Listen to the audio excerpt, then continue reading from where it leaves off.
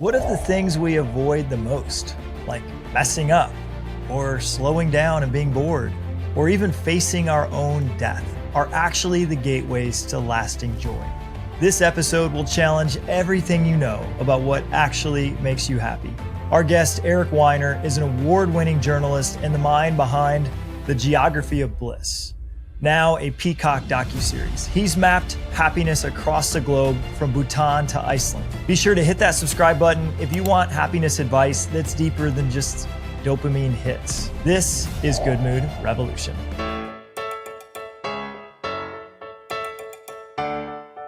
Eric, welcome to Good Mood Revolution. Thank you, Matt. I am happy to be here. You know, your book in New York Times bestseller, you put a lot of energy into traveling all over the world to meet with the people who, you know, according to the World Happiness Database, were considered the happiest geography places in the world. What sent you on this quest? I think the same reason a hungry person goes out in search of food, right? I am not the happiest person in the world. And I also happen to be a traveler. I mean, I've traveled all my life. I ran away from home when I was 5 years old and actually got 2 or 3 miles from my home in Towson, Maryland, you know. And so I thought it was time to combine these two interests of my search for happiness and my nature as a traveler. Because there are a lot of books out there about the what of happiness, you know, what will make you happy, what will not make you happy, what kind of people are happy, who's not. There's not that much to this day even on the where of happiness. And I just think that matters a lot. You know, even in this digital age, I would argue, especially in the digital age, where you are affects who you are. And that applies to all aspects of life, including happiness. It was fascinating to me. And some of your discoveries from some of these different cultures were really counterintuitive. You describe happiness as being failure. Happiness as being silence. Happiness as being boredom. And happiness is contemplating death. I mean, these are not like the happiest words that we could think of: failure, silence, boredom, and death. What were some of the most surprising discoveries you found on this happiness quest around the globe? Well, this is why I set out on the quest, was to help me and hopefully my readers reimagine what this term happiness means. You know, it has one meaning in the US, another in Britain, another in Bhutan. Everyone wants to be happy. Every culture, every language is a word for happiness, but there are differences in different approaches to happiness. The American version really is summed up with that yellow smiley face, which you've probably seen, which goes back to 1963, actually. The yellow smiley face, you know, that's the American idea of happiness.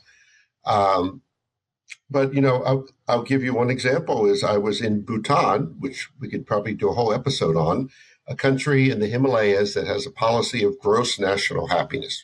Really fascinating place. And I was sitting down meeting with a man named Karma. Now, when you get to meet a man named Karma, that's a good sign. It means you probably did something right in a previous lifetime, you know. And we were talking, and I was saying, Karma, you know, how can I increase my personal happiness? And he stopped me right there and he said, whoa, well, what do you mean by personal happiness? Happiness is not personal. It's not individualistic. Happiness is relational. It's about your relationships. 100%, he said, relational. And that really stuck with me. And I kind of assumed at the time he was exaggerating with that 100% number, you know.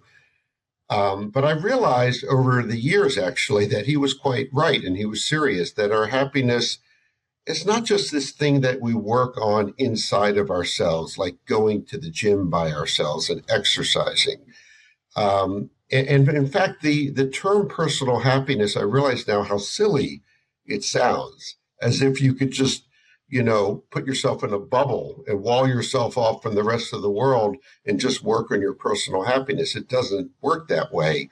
And in fact, there are lots of studies, Matt, that show that, the one variable that determines someone's happiness is not their money. It's not, their job or their success or even their physical health. It is the quality of their relationships with other people. You could get metaphysical and say also our relationship with nature or God, however you define God. But it's a different orientation away from this me happiness. There's no me in happiness. There is an I, though, but there's no me. But if you know what I mean, it is a different orientation, and that's one of the conversations I had out there in my travels that's really stuck with me over the years. I love this concept that happiness is relational. And one of the questions I had for you was, in fact, that what is something, this journey you took was 2008. Here we are, 2025. This is, 17 years ago. What was the thing that stuck with you for 17 years? And it sounds like karma telling you happiness is not a personal thing. Happiness is the quality of your relationships was one of the most profound things that you learned.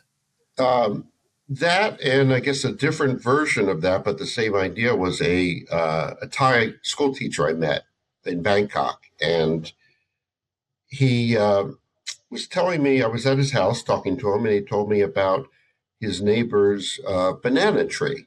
This big banana plant was just encroaching into the teacher's yard, and it was bringing insects and causing problems. Now, as an American, if I was faced with that situation, I'd go and bang on my neighbor's door and say, yo, do something about your banana plant. It's just causing problems. Instead, what the Thai school teacher did was every day he would snip a little bit more of the banana leaves. And his neighbor got the hint and called in his gardener and solved the problem. So I said to the teacher, that seems like a very long, indirect way of solving the problem. Why not just confront your neighbor and tell him to fix the problem? And he said something I will not forget. He said, that's because the relationship is more important than the problem. The relationship is more important than the problem.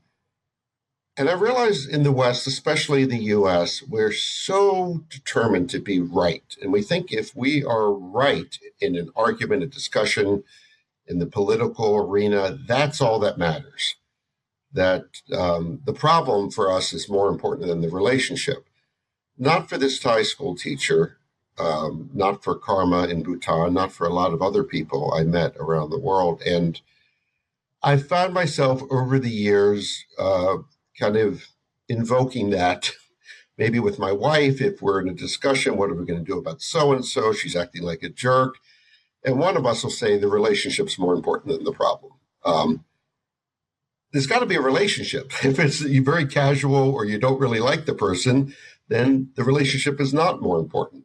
But most of the time, if we stop and think about it, what really matters in this conflict we're having with someone, it's the relationship and preserving it. And that's not backing down. That's not cowardice. That's wisdom, I think, to act in a way like the teacher did, in a way that allows the other person to save face. And yet in the US, it seems like success, status, money, power, the vacations, your Instagram reel, all of these things seem like more important than the relationships, at least in the way that I see people acting and in the way that I feel pulled to act myself. Right. And we had an altercation with our neighbor, and it went very different than than the Thai neighbor. Was there a banana tree involved? No. There was not, but there was a cut cable line. That's like the modern 21st century version of the banana tree, the cut cable line. Yeah. And all of a sudden, I suspect you probably were not that close to your neighbor. We rarely are, but all of a sudden you had to interact with them. And yeah, that can be tense. But the thing is, you're stuck with the neighbor, right? Unless you move or they move. So Um, yeah, I don't know how that turned out for you, but keep that in mind about the relationship. And I found that to be very true. Now, you mentioned success and money, and I don't think those in themselves are an impediment to happiness or good relations. It's envy. It's the envy of your neighbor, of your colleague who has more. And, envy is one of the seven deadly sins, but I think it's the only one that has no redeeming value. All the others, like lust and gluttony, you have a good meal, you have good sex, there's something to be said for it. Envy, no, it's just, I think it's bad. And I was talking to someone the other day, he said, oh, but envy propels you to greatness, but at what cost? And if you look at Instagram and social media, advertising and television, even, really these are envy generating technologies. That's what they're doing. They're producing envy in you, in me, saying, oh, I want that. I want to look like that. And so while in the US, our attitude is if you've got it, flaunt it, right? You've got money, show off your Ferrari, your private jet. Another country I went to, one of the wealthiest in the world, Switzerland, has a very different attitude. If you've got it, you hide it. It's considered very bad form, and very few people would do it to show off your wealth.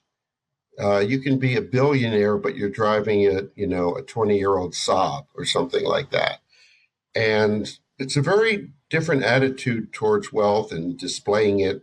I think consciously or not, what the Swiss are doing is they're suppressing envy in the society, right? So that there's less envy floating around, less of this toxic emotion.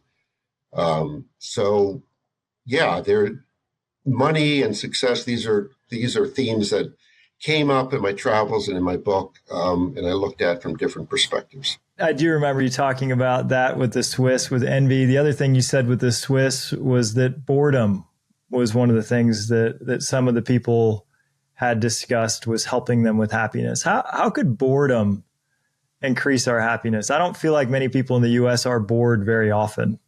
And that's the problem, right? We are, I think happiness is determined by what you're seeking. It's also, your happiness is determined by what you're avoiding, right? And we go to great lengths to avoid boredom. These things, these little devils, right? These are our boredom avoidance machines, right? You're waiting for a bus, for a subway. You're waiting for something to upload or download. You're waiting in a doctor's office, and you start to feel a little uncomfortable. Just this kind of anxiety, not even anxiety, this unease. And a few years ago, not that long ago, you would be forced to sit with that boredom and to work through it and to get past it, to get through it more than past it, I would say. Now you don't have to, and you don't want to. You go to great lengths to avoid even a micro boredom, even a microsecond of boredom. And I think that's problematic because there are going to be boring moments in life. I know boring is the right word, just moments where not a lot is happening. And I think to be fully human, you have to be able to sit with those moments. Switzerland it's a boring country. The Swiss will admit it. It's not just me saying it. Geneva's a lovely city, but it's just boring, right? There's a reason that, they're neutral and they make chocolate and watches. And people were surprised that in these surveys of happiness that Switzerland comes out so high. And I think it's partly because their flavor of happiness and their different flavors is not the joie de vivre of the French or the dolce vita of the Italians or the rah-rah of Americans. It's just this kind of humming along contentment, or the word I invented was conjoyment. Conjoyment, yes. Conflating joy and contentment. Because contentment sounds like Matt's content. Now, as an American, you hear that and it sounds like, well, I'm not resigned. I'm still doing things with my podcast, my businesses, whatever else you're doing. So we tend to be a bit allergic even to the word content because it kind of implies that you're settled. So I combined contentment with joy and enjoyment and came up with conjoyment. So the Swiss are very good at conjoying themselves, I would say. It's sort of contentment plus, I would call it. Another really interesting culture you studied as one of the happiest cultures was Iceland. I would never guess that Iceland was one of the happiest cultures. And one of the things that they do is they celebrate failure. How could celebrating failure bring us more happiness? So you're right about Iceland being unexpected, and that's why it intrigued me. It's been in the top 5 for a long time now. Ups and downs in the economy, volcanoes erupting, Iceland's still in the top 5. And I went there not in July when it's daylight for 23 hours a day, but in January when going out to meet someone for lunch at noon or 1 p.m. It's pitch dark outside and cold because I wanted to see how are they happy in the cold and the dark. Anyone can be happy in the light and the sunshine. But I met Lars, who was in his 40s, but he was already on his 4th or 5th career. I'm talking about like totally different careers. He worked as a cement company executive. He worked as a journalist, a professional chess player. And now he was like a music producer.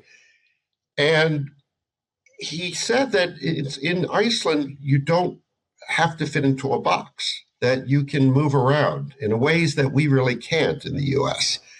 And he also said that they actually celebrate failure. And I think that word celebrate is key because in the US, if you read a biography of Steve Jobs or well, I'll leave Elon Musk out of this conversation, but let's say someone like Steve Jobs, and you'll read about the backstory of his failures, that before he, became Steve Jobs, he tried to start this company and it failed and that company and it failed, and then he became a success.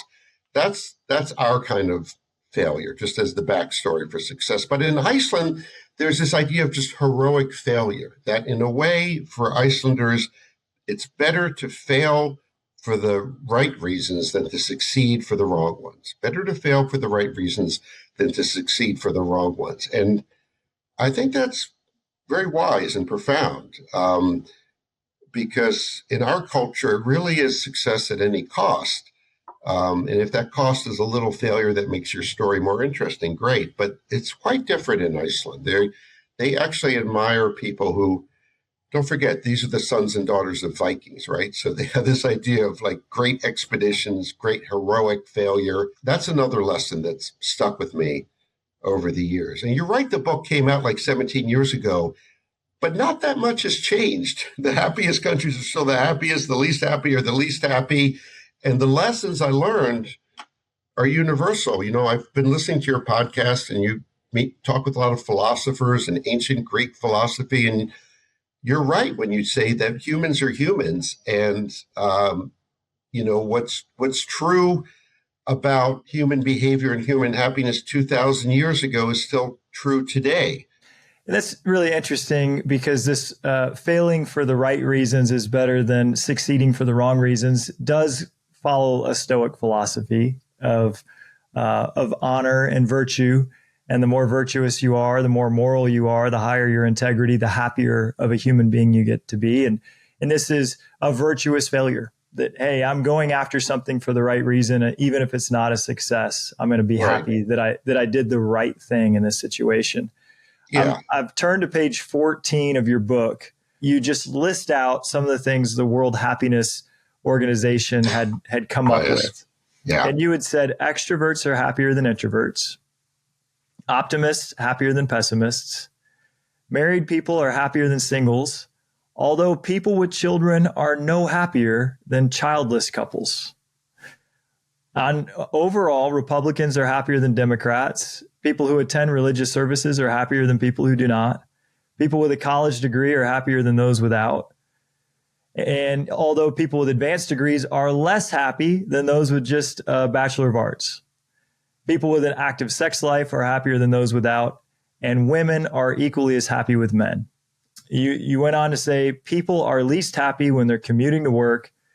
Busy people are happier than those with too little to do, and wealthy people are happier than poor ones, but only slightly. I found those results really fascinating. That's me reading a lot of research papers and crunching a lot of numbers and kind of boiling it down to the consistent findings. Now, there is, not to get too scientific here, but there's always a difference between correlation and cause and effect. So they find out that married people are happier than single people, but is that because marriage made them happy, or no one wants to marry a grump except for my wife, apparently? So it gets very tricky. There are probably 100 footnotes to that, but it's kind of the bottom line. And I don't think this has changed that much, and I don't think it will change. The ones that were the most surprising to me were that childless couples are just as happy as couples with children. That was surprising to me, that children brought no more or no less happiness to a couple. That's true, and I have some thoughts on that. And it's sort of bit of a spoiler alert that the conclusion I reach at the end of the book. But so why would you think having children, you ask people what's a source of joy in your life, number one source of joy, and they would say, oh, my children. You would also ask them, what's the number one source of heartache in your life? And they would say, oh, my children, probably, right? So what's going on here? What I think is going on here is that happiness is just not a great word.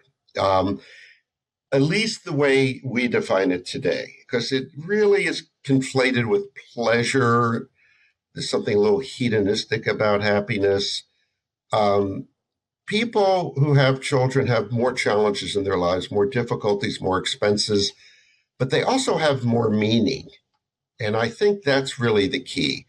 When we say we just want our kids to be happy, or we just want ourselves to be happy, what we really want is a life of meaning and a flourishing life.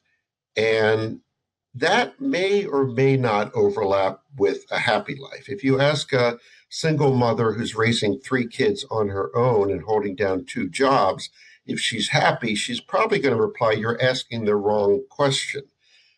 I'm needed. My life is meaningful. I have moments of happiness, but I wouldn't say I have a happy life.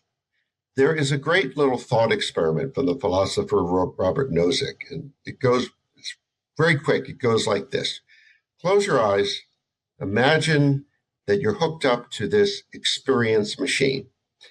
Experience machine is totally safe, FDA approved, safe anyway.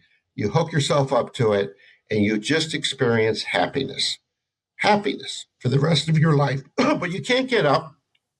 And you have to be hooked up to it there, lying down, experience happiness until the day you die. Do you want to be hooked up to the experience machine? Yes, absolutely or no? Not. And most people, except for college undergraduates, in my experience, say that same exact thing. No.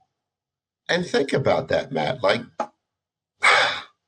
people say they want to be happy. Here's the machine, man, that'll give you that feeling of happiness, not just pleasure, but happiness for the rest of your life. Why don't you want to be hooked up to it? These were 2 of the last points I wanted to talk about. It's right along the line that we were talking about. In Thailand, you talked about happiness being silence and getting the chatter, the nonstop chatter of the mind, the ego to quiet down.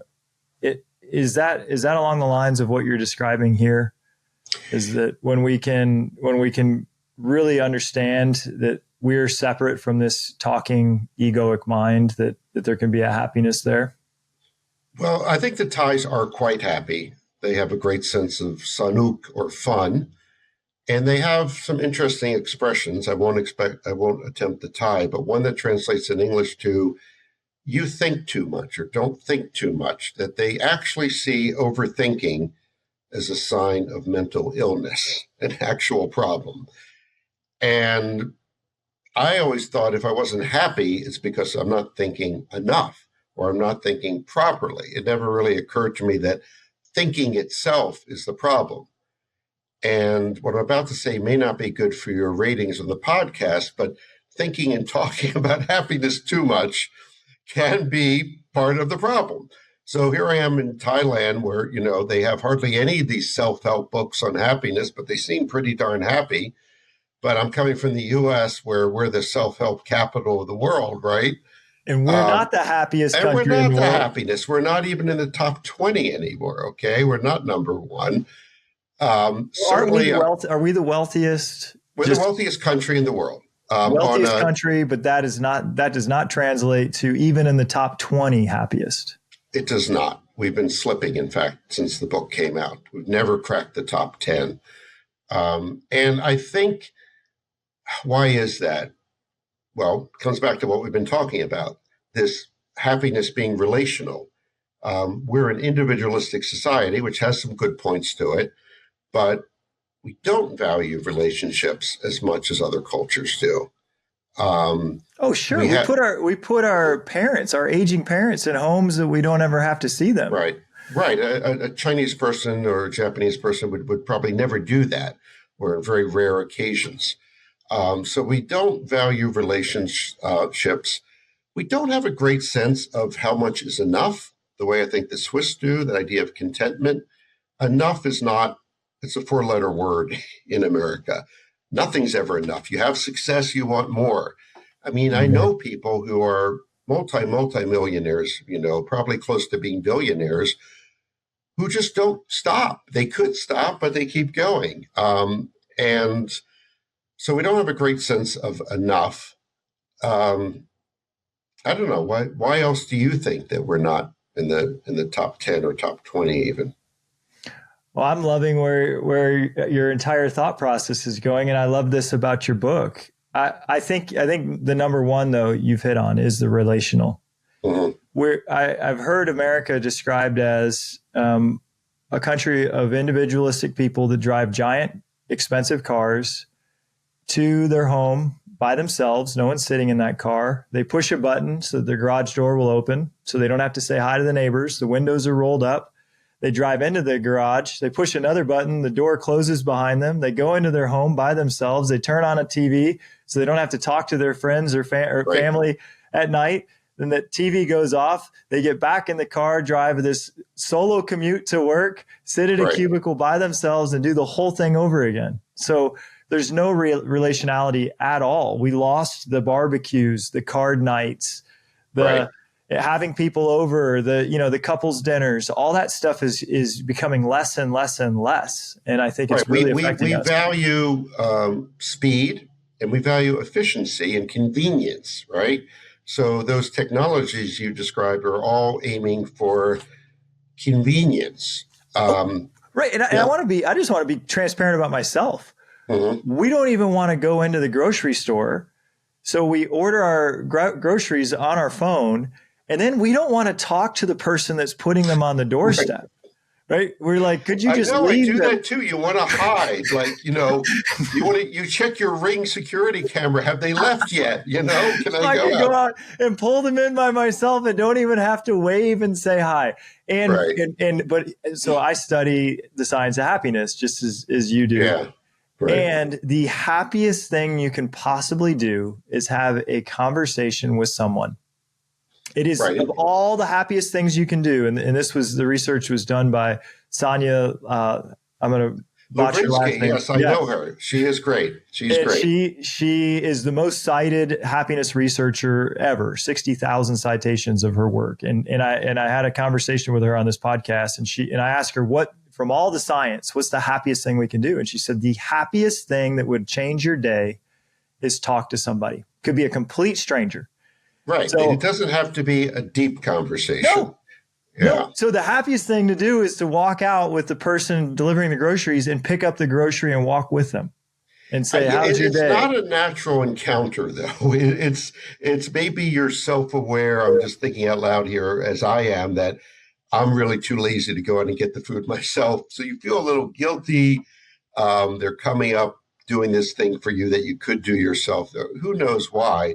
But I do miss those little encounters even at the supermarket. I mean, and self-checkout, sometimes you think it's easier, it's faster, I don't have to talk to anyone, but you're going to miss out on that nice little, discussion about the weather or whatever it is. Our family went to Chipotle for lunch, and we get there and Chipotle has a sign on the door and it says, you no longer can order from a human. You have to go on your phone, download this app and order on the app, and then your food will be here in this like nameless, faceless compartment that you pick up. So there's zero interaction. And I'm thinking, that's not what I wanted. I wanted to come up and talk to a human being and say hi and tell them what I was thinking about. But it's more efficient for Chipotle. And probably the customer also is saying, oh, this is great. I can just go on my phone and okay. So this is the convenience trap. And this is, there's a friend of mine, Dan Gilbert, who you probably know the name. He wrote a great book called Stumbling on Happiness. Yes. Professor of psychology at Harvard, great guy.